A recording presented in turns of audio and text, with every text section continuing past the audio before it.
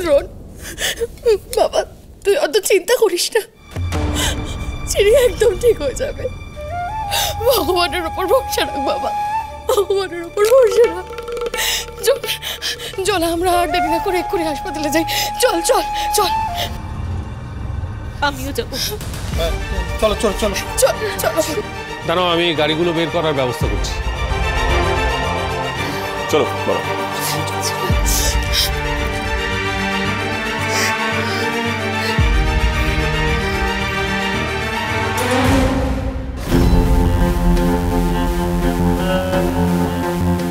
চিনি আমার স্বরূপ জেনে ফেলেছে।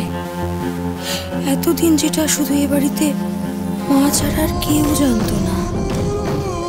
মা নয় ভয় সিটিয়ে থাকার মানুষ। আমার সুবিধা মতো আমি মাকে ঠিক নিজের মতো করে চালাতে পারতাম, কিন্তু চিনি ও তো তেমন মানুষ নয়। আমায় ক্ষমা করিস বাবা দ্রোণ। আমি যেভাবে চিনিকে মেরেছি ওর আর বেঁচে থাকার কথা নয়। আর যদি কোনোভাবে বেঁচেও যায় না, কথা বলার মতো অবস্থায় থাকার কথা তো নয়। যদি সুস্থ হয়ে কোনোভাবে ফেরতও আসে আর সত্যিটা কোনোভাবে বলে দেয়, না মুখে না বলুক, হয়তো যদি অন্য কোনোভাবে জানিয়ে দেয়, না না না, আমাকেও সঙ্গে থেকে নজর রাখতে হবে। ফিরে আসার সম্ভাবনা একটু আছে বুঝলেই চিনিকে একেবারে সরিয়ে দিতে হবে।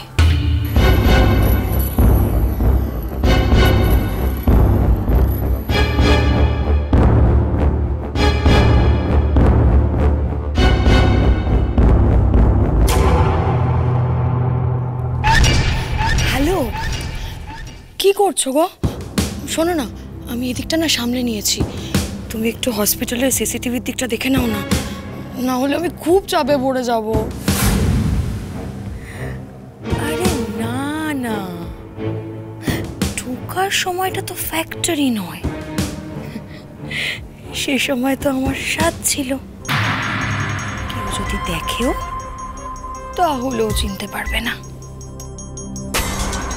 কিন্তু বেরোবার সময় তখন তো চিনি টেনে আমার খুব দাড়ি সব খুলে ফেলেছিল।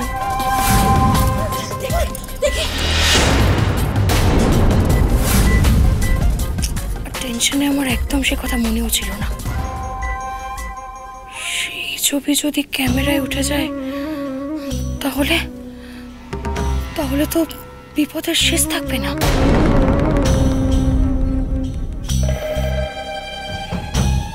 আমি কিন্তু জানি তুমি আমার কিচ্ছু হতে দেবে না।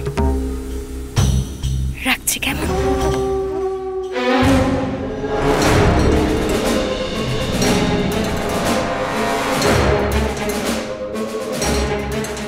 কোনো প্রমাণ রাখা যাবে না, কিছু দেই না।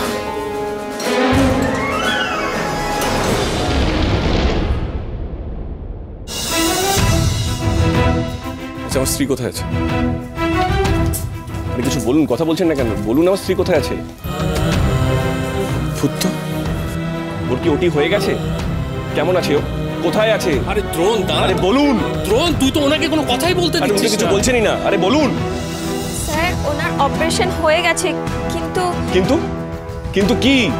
ওর জ্ঞান ফিরেছে। আরে চুপ করে আছেন কেন? কি বলবেন তো বলুন। আর উনি কিছু বলবেন না। ছোটকা, চল তো আমরা নিজে দেখে আসি। কত নম্বর বেডে আছেন উনি? স্যার, আপনি একটু শান্ত হন। আমার স্ত্রী আহত, আমি শান্ত হব? আমি ওকে দেখতে চাই। কোথায় আছে ও? বলুন।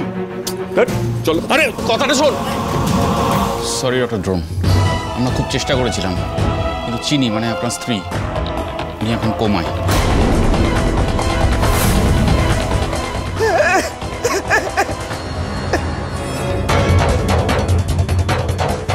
চিনি চিনি কোমায়?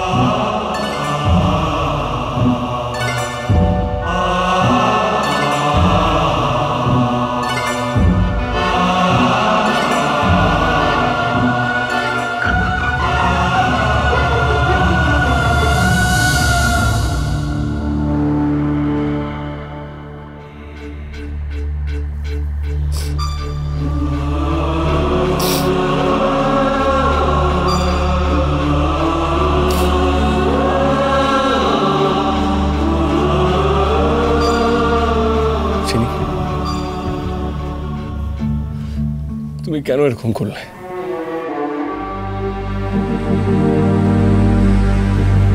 কেন তুমি আমাকে না বলে হসপিটালে এলে? কেন কেন তুমি নিজের উপর এত বড় বিপদ টেনে আনলে? কেন কেন তুমি ঠাম্মিকে সরিয়ে নিজে পেশেন্ট সেজে ঠাম্মির জায়গায় শুতে গেলে?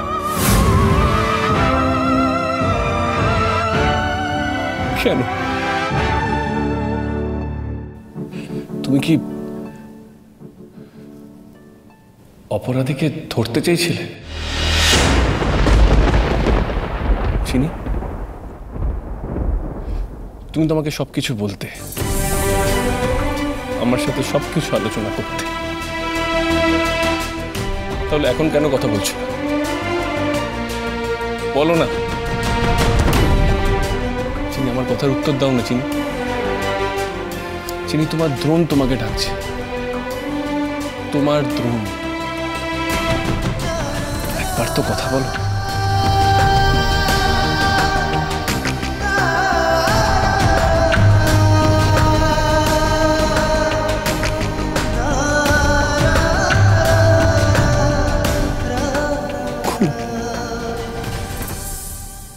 লেগেছে না?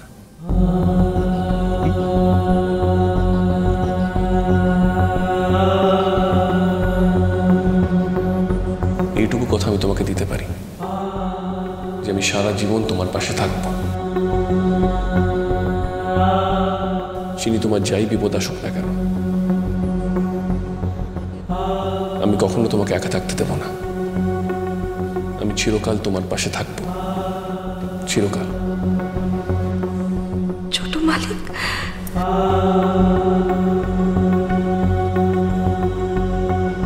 চিনি, তুমি আমার কথা সাড়া দাও না। তুমি আমার কথা সাড়া দেবে না? এই চিনি, সাড়া দাও না। ডক্টর দ্রোণ, নিজেকে একটু সামলান।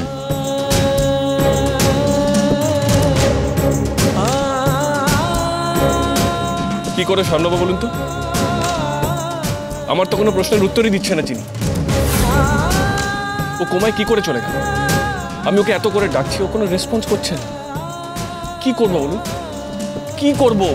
মাথার আঘাতটা অত্যন্ত গুরুতর, ব্লাড লস তো হয়েছেই, প্লাস শকও রয়েছে। সব মিলিয়ে ওটি টেবিল থেকেই সেভাবে সাড়া দিচ্ছিলেন না উনি, তারপরেই কোমায় চলে যান। ডাক্তার হিসেবে তো আপনি জানেনই এরকম সিচুয়েশনে কি হয়। এই অবস্থায় বাড়ির লোকেদের মাথা ঠান্ডা করে অপেক্ষা করা ছাড়া আর তো কোনো উপায় নেই। দ্রোণ স্যার, স্যার পুলিশ এসেছে, আপনার সঙ্গে কথা বলতে চাইছে।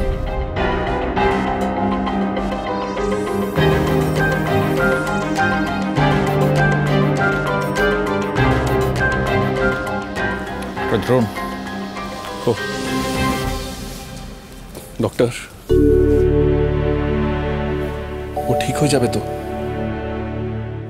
আমার সঙ্গে কথা বলতে পারবে তো? আমরা সবাই তাই প্রে করব। চলুন।